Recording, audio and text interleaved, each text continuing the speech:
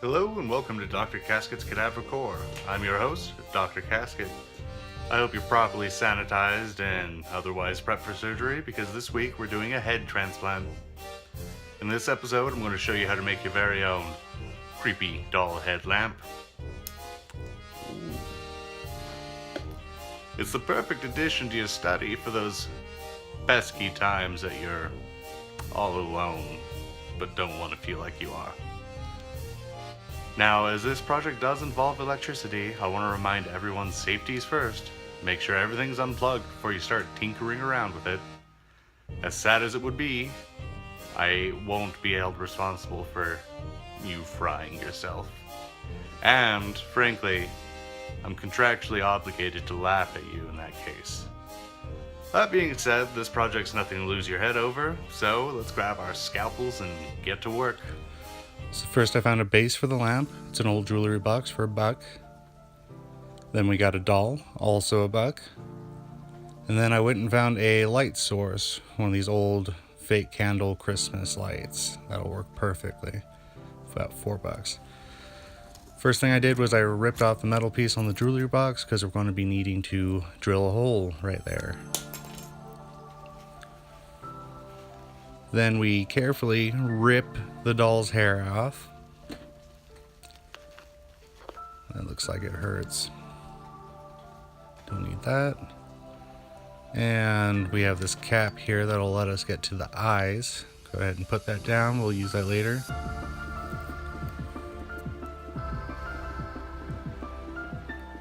Gross.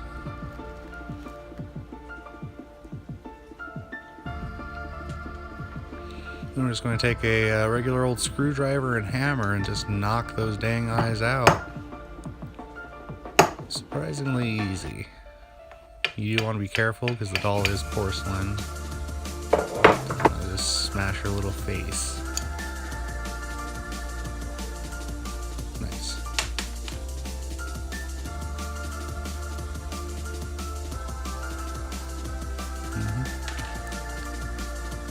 Ooh, we're already starting to look a little creepy.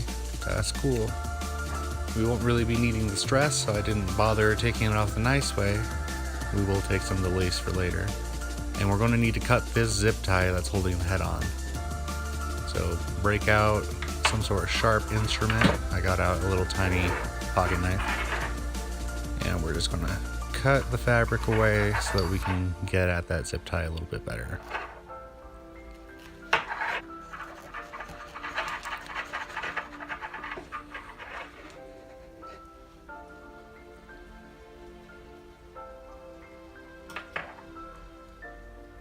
Alright, just a little more digging. Alright, we got it. Let's just get rid of this body. Don't need that. And just going to pry this loose a little bit and get a pair of snips. Alright, we got us a head. And just a little test run. It's pretty cool. I don't think I liked how glowy it was, so we're going to wind up painting this doll head later. Next up, we're going to drill the hole in the jewelry box so that we can install the light, as well as a hole in the back for the cord. Right, and I didn't actually have the correct drill bit size, so I got the biggest one available, which was big enough to allow me to get my little saw in there, and we just made it bigger the hard way. Just goes to show that if there's a will, there's a way. You don't need all the equipment to do these projects as long as you believe in yourself, I suppose. Alright, so we got the hole for the cord, and we're going to start to alter the light source. Alright, and I'm no electrician, so we're just going to put this back together exactly how it was. You'll notice that there's two screws holding the wires on. One is copper and one is silver, so I'm just going to mark the wire to the copper screw. That way we can just get the same wires hooked up to the same terminals. I don't know if it matters, but I just wanted to make sure it was exactly like it was before. Okay, and they're unhooked now, so we're going to pull the wires out, and I'm just going to paint that one cord again so we're extra sure we know which is which. Alright, and right now we're going to try and shorten the base of the light a little bit.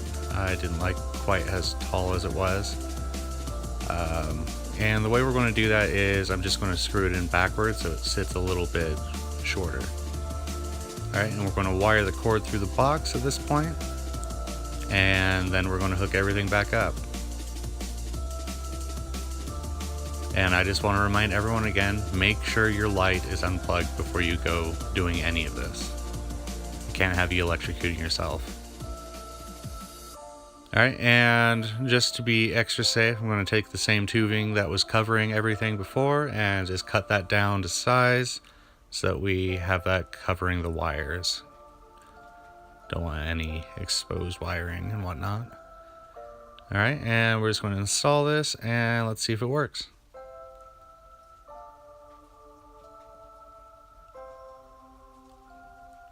You can see my little cat there, trying to be the world's most cute yet annoying helper.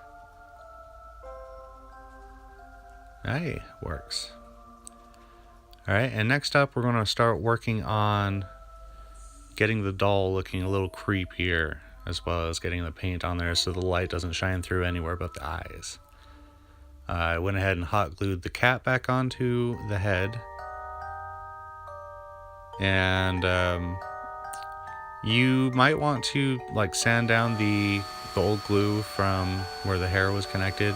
I decided to just paint over it, and what you saw there was I hot glued it and then I filled in the cracks with regular glue just to help smooth things out. So that's what you're seeing there drying. Just help make it not quite as noticeable.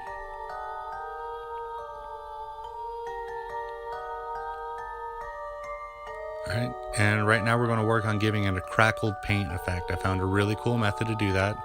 Basically, you just paint Elmer's glue or Mod Podge, anything like that, onto what you want the crackle effect to have.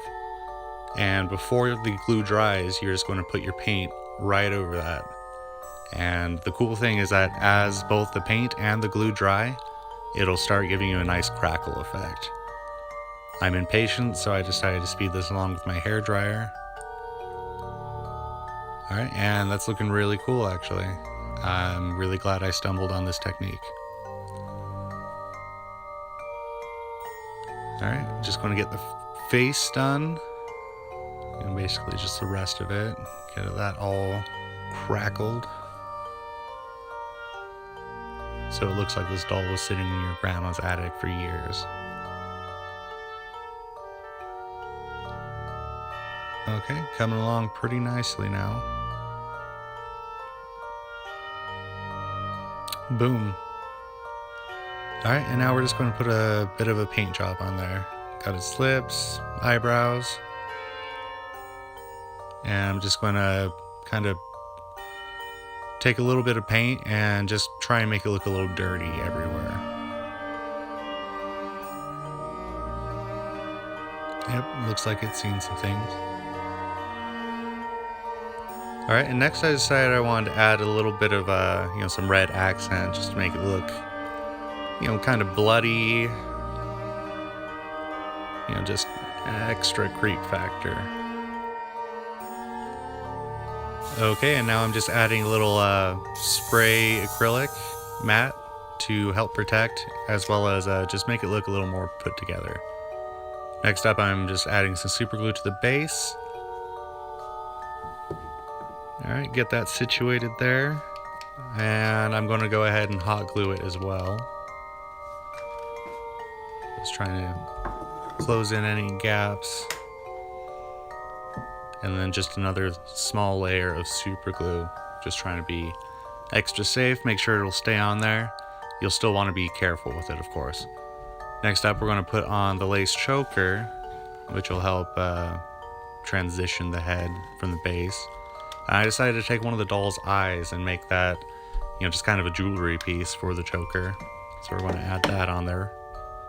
Alright, that was a nice touch.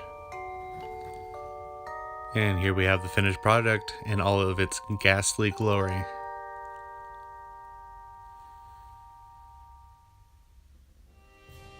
there you have it. Your very own creepy doll head lamp. Help give those thrift shop dollies a new lease on life and add a little zing to your workspace.